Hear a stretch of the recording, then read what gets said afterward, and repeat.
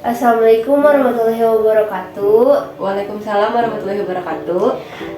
Perkenalkan ya teh, nama saya Nova Sepiti Ferdiansa dari Universitas Muhammadiyah Sukabumi, jurusan keperawatan. Di sini saya akan menyampaikan penyuluhan tentang demam berdarah atau demam berdarah denggi. Ini ya teh, berarti ya.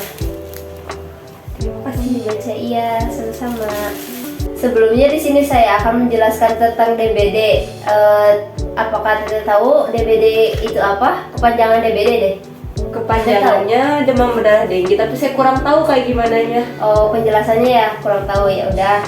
Di sini saya akan menjelaskan DBD itu demam berdarah denggi, merupakan suatu penyakit epidemik akut yang disebabkan oleh virus yang ditransmisikan oleh Aedes aegypti. Penderita yang terinfeksi akan memiliki gejala berupa demam ringan sampai tinggi, disertai dengan sakit kepala, nyeri pada mata, otot, dan persendian hingga peredaran darah spontan. DBD juga merupakan salah satu penyakit yang masih menjadi momok bagi masyarakat, terutama di daerah dataran rendah dengan pemukiman yang padat. Penyakit ini disebabkan oleh virus denggi. Virus dapat menular dari penderita ke orang yang sehat melalui gigitan nyamuk Aedes aegypti, sehingga nyamuk menjadi salah satu faktor penting dalam penularan penyakit DBD tersebut. Di sini yang kedua ada bahayanya penyakit demam berdarah denggi, yaitu jika tidak ditangani dengan baik, demam berdarah bisa menyebabkan komplikasi yang cukup parah. Demam berdarah yang cukup parah ini dapat menyebabkan peredaran darah internal dan kerusakan organ. Tekanan darah juga bisa turun ke tingkat yang berbahaya hingga menyebabkan shock. Jadi jangan disepelekan ya teh, harus segera konsultasi ke dokter. Yang ketiga, di sini ada pencegahannya. Pencegahannya yaitu pencegahan terhadap penyakit demam berdarah denggi. Langkah mudah cegah demam berdarah yaitu yang pertama, bersihkan bak mandi Anda seminggu sekali. Karena air merupakan tempat berkembang biak nyamuk Aedes aegypti. Nyamuk betina bertelur pada dinding bak berisi air. Larva nyamuk kemudian akan mendapatkan makanan dari mikroorganisme yang hidup di sekitarnya. Selama masa ini, larva nyamuk akan melepas kulit pelindung mereka dan berkembang biak sehingga mencapai tahap terakhir. Ketika larva nyamuk sudah cukup kuat, selanjutnya larva akan berubah menjadi pupa. Pada tahap pupa tidak dibutuhkan makanan, pupa hanya mengalami perubahan bentuk hingga akhirnya menjadi nyamuk biasa yang siap terbang. Di sini ada yang kedua ya teh, perhatikan perabotan rumah tangga teteh yang menampung air seperti baskom yang berisi air, vas bunga, ember, dan wadah lainnya yang dapat menampung air berpotensi menjadi tempat tempat nyamuk bersarang. Rajin-rajinlah membersihkan tempat-tempat tersebut setidaknya 2 minggu sekali untuk mengurangi resiko munculnya nyamuk pembawa demam berdarah. Yang ketiga, di sini ada gunakan kasa nyamuk. Kasa nyamuk berguna untuk mencegah masuknya nyamuk dari luar rumah. Anda bisa memasang kasa nyamuk ini pada pintu Anda dan jendela Anda, kayak jaring-jaring gitu nih teh, kayak kawat dipasang di jendela. Langkah yang keempat yaitu jangan menumpuk atau menggantung baju terlalu lama. Sesekali perhatikanlah gantungan baju Anda di balik pintu. Baju kotor yang menumpuk dapat menjadi sarang favorit untuk dihinggapi nyamuk. Memiliki tumpukan baju kotor bukan tempat nyamuk berkembang biak, tetapi merupakan tempat favorit nyamuk hinggap. Hal ini dikarenakan nyamuk menyukai aroma tubuh manusia. Jika Anda memang harus menyimpan kembali baju yang telah dipakai, letakkan baju pada tempat yang bersih dan tertutup. Yang kelima, di sini ada gunakan lotion anti nyamuk atau kelambu ketika Anda hendak berpergian. Jangan lupa gunakan lotion anti nyamuk, terutama pada bagian tubuh Anda yang tidak tertutup oleh pakaian.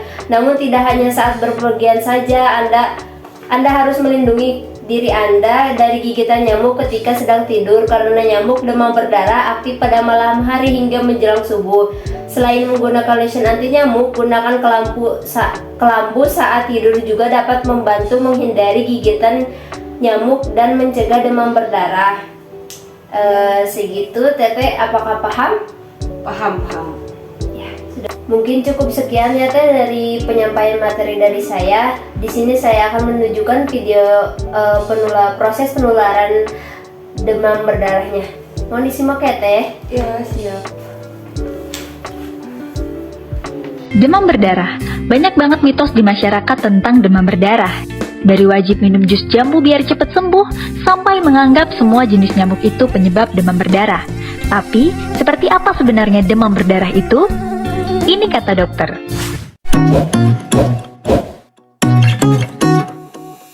Sebenarnya di dunia kedokteran gak ada istilah demam berdarah aja. Yang ada adalah demam denggi dan demam berdarah denggi yang merupakan infeksi akut yang disebabkan oleh virus denggi yang ditularkan melalui gigitan nyamuk Aedes betina. Ciri-ciri nyamuk Aedes ini mempunyai warna dasar hitam dengan garis-garis putih dan bisa terbang hingga 200 meter, sehingga daya jangkau penularannya cukup jauh. Nyamuk Aedes ini paling senang menghisap darah manusia jam 9 sampai jam 10 pagi dan jam 4 sampai 5 sore. Setelah digigit nyamuk Aedes, virus denggi masuk ke darah dan menjalani masa inkubasi 4 sampai 6 hari sebelum akhirnya mengalami replikasi atau memperbanyak diri dan memicu respon antibodi dalam tubuh yang mengakibatkan timbulnya gejala seperti demam tinggi yang muncul mendadak 2 sampai 7 hari, badan pegel-pegel, nyeri di belakang mata, mual muntah, dan muncul bintik kemerahan di kulit. Pada hari ke-3 sampai 7, tiba-tiba demam juga bisa turun sendiri seolah udah sembuh. Tapi ternyata ini dia fase kritisnya. Pada fase ini, trombosit bisa turun drastis sampai di bawah 100.000. Dan waspadalah kalau ada gejala perburukan kondisi saat demam udah reda, muntah terus-menerus, nyeri perut terutama di ulu hati, gak kencing selama 4-6 jam, ada perdarahan seperti mimisan, BAB berdarah, gusi berdarah, atau menstruasi berlebih, segeralah datang ke fasilitas kesehatan terdekat. Nah, kalau tubuh berhasil melawan virus pada fase kritis ini, kita akan memasuki masa penyembuhan 2-3 hari setelah fase kritis, di mana kondisi membaik dan trombosit naik dengan sendirinya walaupun gak minum jus jambu. Kalau tubuh hanya mengalami gejala demam mendadak, badan pegel, trombosit turun kurang dari 100.000 dengan gejala perdarahan seperti bintik-bintik merah di kulit, disebut demam denggi. Kalau sampai gejala demam denggi tadi, disertai kebocoran plasma darah yang ditandai peningkatan kekentalan darah lebih dari 20%, disebut dengan demam berdarah denggi. Prinsipnya, penyakit ini disebabkan oleh virus, jadi bersifat self-limiting atau bisa sembuh sendiri. Prinsip pengobatan secara umum hanya menjaga keseimbangan cairan, mencegah dehidrasi dengan pemberian cairan yang cukup, bisa dengan minum air putih, tapi nggak harus minum jus jambu. Untuk menurunkan demam, bisa kompres dengan air hangat atau minum obat penurun panas seperti paracetamol sesuai petunjuk dokter. Sejak tahun 2016 sudah beredar vaksin denggi di Indonesia untuk usia 9-45 tahun yang sebelumnya sudah pernah terinfeksi virus denggi. Jadi, vaksin ini nggak boleh digunakan pada orang yang belum pernah terinfeksi virus denggi dan tujuannya hanya untuk mengurangi risiko kejadian dan keparahan penyakit akibat virus denggi. Vaksin hanya salah satu upaya pencegahan yang bisa dilakukan. Yang gak kalah penting, tentunya mengurangi penyebaran virus denggi dengan mengendalikan perkembangbiakan nyamuk Aedes aegypti dengan gerakan 3M+. Menutup tempat penampungan air, mendaur ulang barang bekas, dan menguras bak mandi. Plus, menaburkan bubuk larvasida pada penampungan air, menggunakan anti nyamuk, dan menghindari kebiasaan menggantung pakaian di dalam kamar. Nah, di video ini lebih jelasnya teh yang saya tadi sampaikan cuma ringkasannya. Di video ini sudah dijelaskan dengan detail ya teh. Iya.